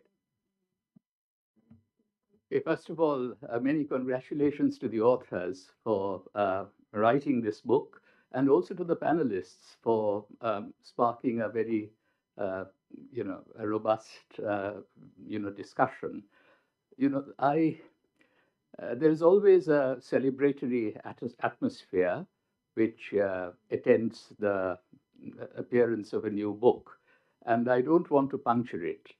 But I do want to introduce an element of skepticism to perhaps question the celebratory account of India having produced a constitution in short order in very difficult times. Now, I'm a historian, so first of all, I would like to say that this engagement with constitutional thinking among the public at large did not begin in 1946. There is a very vibrant intellectual and political tradition of anti-colonial constitutionalism that goes back to at least 1905, if not before. And it would seem to me that some of the finest ideas about a genuine democracy and federalism lost out in the post-colonial transition, did not find a place in the text of the constitution that emerged in 1950, because after all, nearly 2/3 of the clauses were taken lock, stock, and barrel from the Colonial Government of India Act of 1935. So I think the basic question that I want to pose to the authors is that I think it's wonderful that you have, collected this whole range of public demands that came before the Constituent Assembly, including, of course, from the tribals, which I find the most fascinating aspect of the discussion. But were any accepted? I find it very difficult to believe that a drafting committee and the elders of the Constituent Assembly, who did not accept even one progressive amendment that would have made the Constitution more democratic and federal, not one constitutional amendment brought by men like K.T. Shah, who was mentioned, Hari Vishnu Kamath, Sheban Lal Saxena, each one was negatived. I read through all of the volumes of the Constituent Assembly debates while the 2020 anti-CAA movement was going on. And a drafting committee which would not accept a single amendment, progressive amendment within the Assembly, I find it very difficult to believe that they would accept the demands that were coming from the public at large. And you yourself have accepted that you begin the book with an Assamese citizen asking for the recall of that was not accepted. It's still not accepted. We would do well to have a right to recall. Similarly, many of the tribal demands were not accepted. The sixth schedule does not reflect the tribal demands even of that time. So I think there is a little bit of a disjunction between this, upsurge of wanting to shape a future, including a constitutional future, and the extent to which, these ideas were actually, were able to permeate the final, document that emerged. And as a result, there was also quite a lot of disappointment in the immediate aftermath of the adoption of the Constitution. We tend to focus simply on the right-wing sort of organizer critique. But there was a lot of sophisticated critiques that emerged from, broadly speaking, the left, which the left seems to have now forgotten in the current sort of scenario. So I think there may in fact have been some real, constructive critical scholarship on the Constitution between 1950 and 1964, when Austin's book appeared, which I happen to think is an utterly mediocre book. So there is work, need for, more work by young people. And again, if you simply look at the princely states, it becomes a problem in addressing the question of federalism. Because as my student who did a PhD last year, Aniket Dey, has shown, there was a distinction between an imperial lineage of federation, which was inherently authoritarian, and the anti-colonial lineage of federalism that was part of constitutional thinking throughout the first 5 decades of the 20th century. So I would really want to ask you how many of these creative public demands actually found acceptance? Or should we think today in going back not just to the progressive amendments that were brought in those days and negatived, and also some of the more creative public demands, and see whether we can amend the Constitution in those directions rather than in the direction in which our current regime would like to take us. So this is not to dampen my enthusiasm for your book, but to dampen a little bit of the celebration around the document, because when I was listening to Usha Ramanathan, I could not but think of preventive detention, which is part of the fundamental rights section of our Constitution. And the same Constituent Assembly as Provisional Parliament, the first law that they enacted in February 1950 was a draconian Preventive Detention Act in February of 1950. And we know how much we are suffering because of that today, how much our democracy is in peril today, because of that. So we must not forget that, this indigenous foreign thing is a complete red herring. But it is still worthwhile asking, to what extent we have too many colonial inheritances of authoritarianism that are inherent within our Constitution. And those are the ones that are being seized upon even by our supreme judiciary. at this point. So just a little bit of a dose of a critical perspective, even while we celebrate the publication of your book. It's a standalone answer. You want to react? Because we've. Anything? Yeah, sure. Do you want to come in? Yeah. So, thank you for the question. And some of this has been an engagement with your own work. And I remember very early on you had shared a piece written by Sharat Bose after he had left the assembly, which is one of the early critiques of the Constitution. Um, I think in some ways I agree with you, and I think in a way you supplied the answer to the question, right? So I don't think Ornit and I are celebrating the Constitution as a text. In some ways, we move very far away from the kind of American form of Constitution idolatry, where it's about holding a text up as supreme. I think what we want to show is that there is a process through which people outpace the text. And what changes in 1950 is that this becomes a kind of form through which politics is taken out. So take, for example, we talk about the organizer, but take, for example, the Communist Party of India. On 26 January 1950, they wanted to celebrate that day as a day of slavery because the constitution was coming into force, and they were going to take out a procession wrapping themselves in chains to suggest it's a colonial constitution. Within 5 or 6 years, the CPI changes its stance. And I think it's interesting to think about why they changed their stance, because they find that a way to do the Constitution allows a way to do certain kinds of politics. It's striking that one of the first court cases on preventive detention is, or even on sort of special courts which are criminalizing political activists, is being fought by the president of the Hindu Mahasabha on behalf of members of the Communist Party.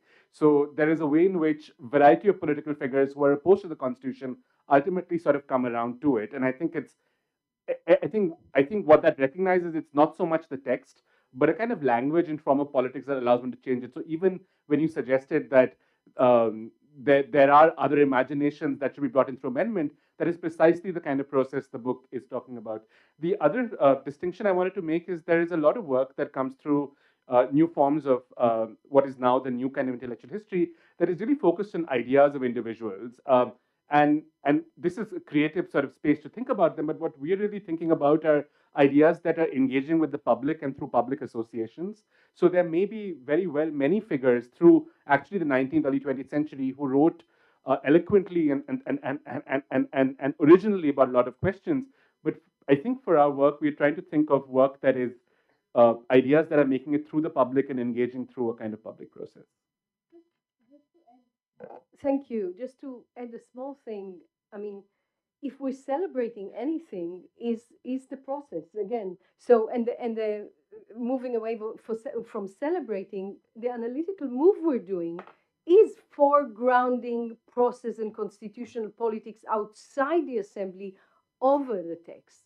So it's how such an open site of struggle is created that when the First Amendment is coming in very soon after the Constitution comes into force, and it's going to curb fundamental rights, freedom of speech, etc. So what we found, I mean, which will find its place in a separate article and didn't find its place in the book, is how different groups that didn't get what they asked start to either now demand it more forcefully, or find new ways to demand it, or suggest new things. And what we see, if we look at trajectories, we mentioned before the fact that, in fact, I think it was mentioned that tribal people were had a better arrangement under the colonial constitution. But the fact that, for example, the Khasis, who had clear demands for self-determination, as 25 states, princely states, continued their struggle,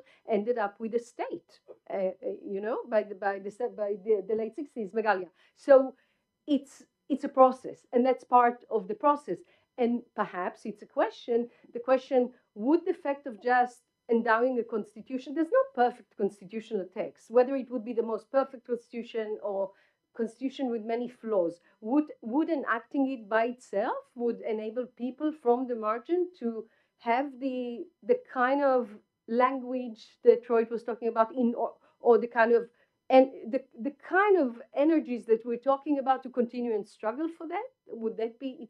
I'm opening it as a question. So it's a process rather than the text. So Can I say what I read in your book? On the, Yes. Yeah. I actually found it interesting. I mean, all that you said is fascinating, and I'll maybe go back and read it again. But there were some things that I found. For instance, one observation is that there is an excitement that both of them seem to have that people have spoken and they've discovered it in the archive. So that excitement comes through in the book, and I think it's fine to be excited by that. It's rather nice. There is also the idea of the underdog, and so there is a way in which the constituent assembly and those who are running it are the bullies and people are the underdogs, and so they are speaking and they are, you have to listen. There is a little bit of that underlying it, and I think it's okay. It's okay to.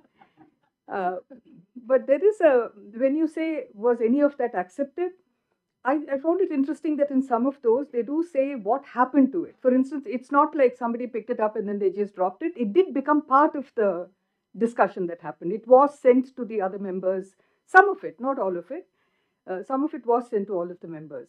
And when we read some of the stuff that came in during that time, actually, you can't be romantic about it. You can be romantic about this, that people participated, but you can't be romantic about what they asked. Many of those things, I mean, I shouldn't say many, some of those things were not things that should ever have been given, like the upper caste, whatever Orthodox Hindus. And the idea that, we rule and you're going to take away our rule and therefore trying to assert it.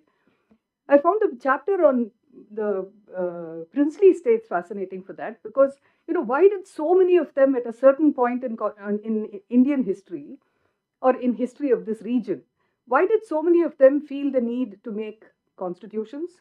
Why did they have to put in fundamental rights into them? Why did so many of them say that we will not be, Rajas and Maharajas, we'll have why? So what was it that was impelling them to do that? And how much did that have to do with, all these privileges getting lost so soon after? So there is, what they give, provides a kind of one more little thing that you can plug into trying and understanding the next step. So I didn't see it as a complete and concluded text. I saw it as something in which we read many things. And I think even the idea of the Constitution is not as text. The idea of the Constitution is as it is lived. So there are many parts of the Constitution that even lawyers wouldn't have read at all. In law schools, it's not like the whole Constitution is read. There are only some parts of it which are read. And then suddenly it becomes important, and then it comes to life, and then everybody, talks about it. So it is interpretative, and it depends on who's offering an interpretation and at what point in time, and who's going to listen and what they do with it. So in that sense, to say that in the making of the Constitution, there were certain kinds of ways in which people saw that they could be engaged. And I really still find it fascinating. I'm sure there was a reason why, that when the British were tom-tomming their, saying all of you come in and participate, nobody did, that it doesn't seem to have been a sense of ownership about it. Maybe, I don't know. But hypothetically, maybe they didn't have it. But they did have, they felt that they could demand it of people because we're all becoming independent together and we have to make this decision together. So that sense of ownership, I think, comes rather well in this. It's a good basis, I felt, to start looking. I mean, we should allow authors some excitement and some romance, but we may not share it. Can I just add one more bit, which is also thinking historically. So 1931, when the Roundtable Conferences happened, Stephen Leck found some of the same groups that write in 46 also write in 31 to London, and the Viceroy just keeps them in Delhi and doesn't pass them on. So they're filed, kept in Delhi, and not shared with the members. So there is something about that moment that prompts, even if they're not followed, they're listened to. Maybe they're listened to and rejected, and 10 years later, that leads to a political or a social movement. So. Can I ask one last question? There's only the last. Yeah, it's my last.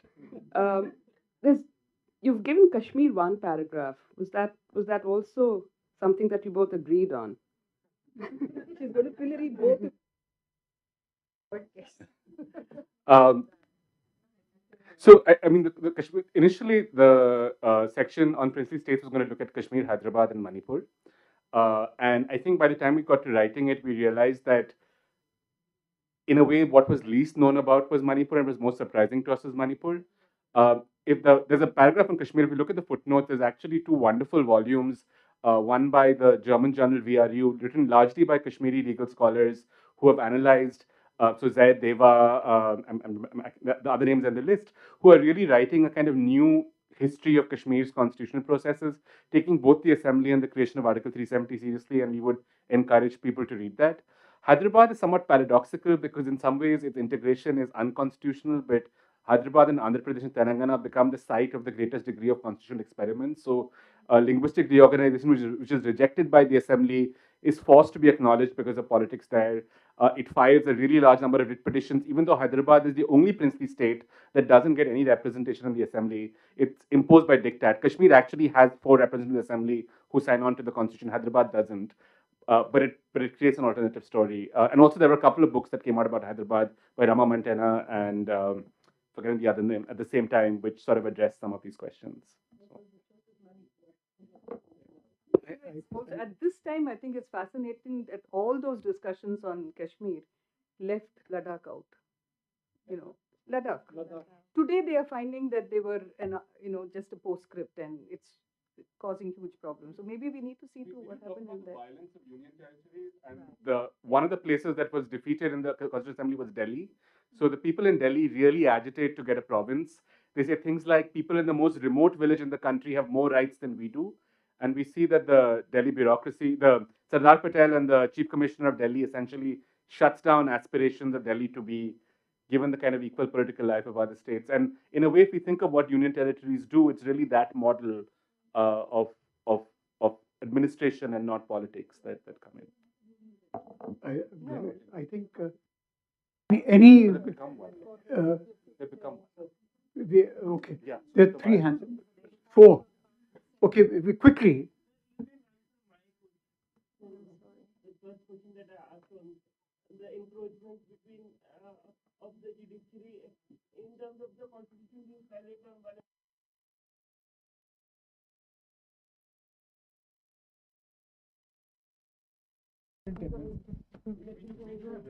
Do it in the book, and I think it might be better if we talk one-on-one about it. What about the election commission? Just to say about the election commission, actually, this is the one instance, Professor Boss. This is one of the instances with the greatest constitutional promise, universal franchise. It was the experience with people, struggles and petitions on the ground that brought to a very radical change in the constitution at the very end of the debates of a central election commission. The idea was totally different, right? Imagine India, every state has its own election commission with its own rules, etc. That was the original idea. So, we have bits about people's demands about election franchise. Can we just take 3? We'll have to close then. Just 3 questions. Yeah, go ahead. In chapter 2, you both describe how the early publication of the confidential subcommittee questionnaire catalyzed the public participation. So my question is, how do you both think the role of chance or contingency in this context? Specifically, did this merely enhance the existing participation or fundamentally alter what kinds of constitutional claims or demands became legible later on? Yeah, go ahead. Pick up the mic at the back. Yeah. Thanks. Oh, that's easier. Thank you. Hi, thanks. I've been enjoying reading a book. I'm not finished. It's big. I had 2 things to ask. One is I wanted to ask Ornit particularly because in your first book on elections and democracy, one particular category that's missing, and you acknowledge it, is women, right? And so I wanted to understand what particularly leads to the consensus or across these identities when it comes to this book and this work and the constitution that was missing when the elections were happening. Why do people feel more stakes around, and different people feel more stakes around this than around the elections? And that's kind of tied to what the person in the previous round kind of asked about, people kind of speaking across to each other, right? And I'm just wondering, because that seems like an important question, because there's a difference between being a public and being a people, right? And there's a difference between being people and being we the people. And I think that trajectory is what separates, say, the CA moment from this moment that you are all discussing, because there's no we the people, it seems, in the book.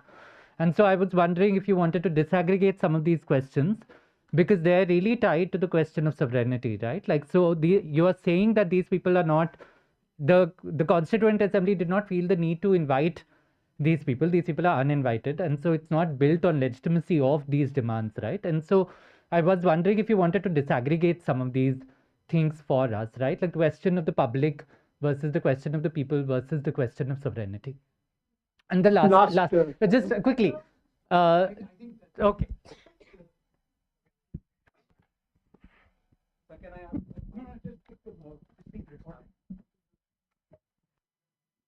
Thank you. Hello, sir. This is Yashdeep Sharma, and I'm a student of public policy and a mini social worker. My first question is, uh, Just one. oh, okay, sir. If we rely only on constitutional morality, as Ambedkar suggested, is that sufficient in today's political reality? Or do we need legally binding ethical frameworks? And if yes, who will ensure their legitimacy and neutrality? Because we are seeing that every pillar of the democracy are try to kick on each other, because we see the judicial activism there, we see the executive overreach. So who will decide these legal bindings in the society and politics? Thank you, sir. Yeah, go ahead. Yeah. You want Let me thank you for the question. I'll address the question of the women. It's true. In my work on the making of the universal franchise, I didn't find any letters from women. And I don't think that the reason is because there weren't. I think it's because a lot of things disappeared from the archive, right?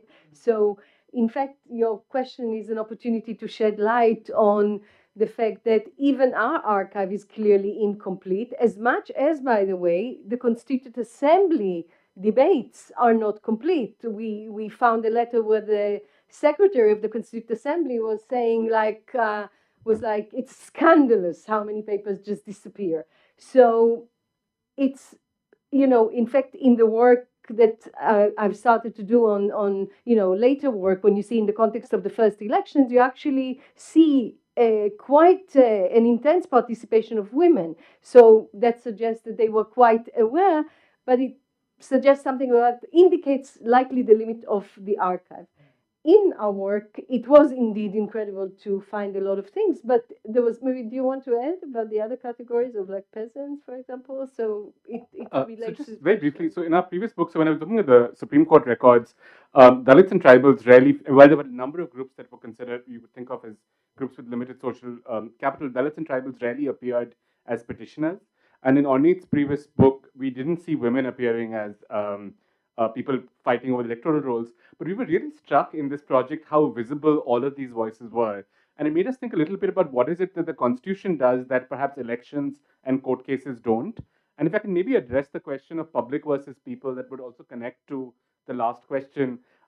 We initially kept using people. In fact, Cambridge University Press had told us to call this book A People's History or A People's Constitution, and I had to tell them, actually, we have another book with that name. And I think public was something that we began to work with, and of course, publics are fragmented. I think Shubham's question about the idea that there were not necessarily publics that were directly in dialogue with each other, but talking to each other through the constitution process. And indeed, that's what the constitution does. It allows different publics to come into communication. Ornit, did you? You addressed it, but maybe just in relation to that as well, it's a disparate publics, right? One of the points we make in the book is that in this context, when there's going to be a constitution and people understand that this is the moment to get protections for themselves as groups, India becomes a universe of minorities. Everyone is a minority. So the most privileged upper caste are claiming we're a minority now and we need protection because soon there are going to be elections on the basis of universal franchise. Numbers play a role. So they are actually addressing with huge, as you said, there's anxieties, right? You said that you can participate with anxieties, with aspiration, with And that's what we mean when we say in our introduction, informed by the lived realities, people assembled, discussed, and made demands, and their lived realities everywhere in India were different. The lived realities in one part of the village or the other part of the village was different. That's why some Sikhs wrote to the assembly to say, yeah, we're all Sikhs, but we're like artisans, and there's more benefits to Sikhs who are agriculturist labor, so we need protection. So it became a universe of minorities of many, many publics. So I think we'll have to close the meeting now. But I just want to flag one thing in the context of IIC, that with the the curbing of discussion in the universities, so you've helped us enliven this area as a Socratic space today. So we thank you very much for joining in, because we want to make this a space like that. Thank you.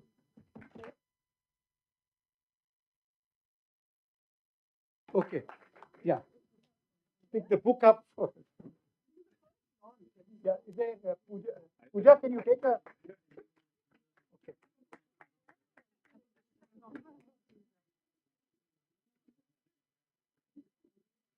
Just come in and take it. Come in here. If they want to take it officially. Yeah, will you hold the? Yeah.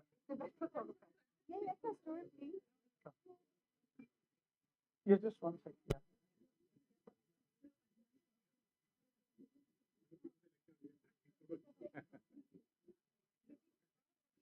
Okay. Thank you. Thank you so much. Yeah.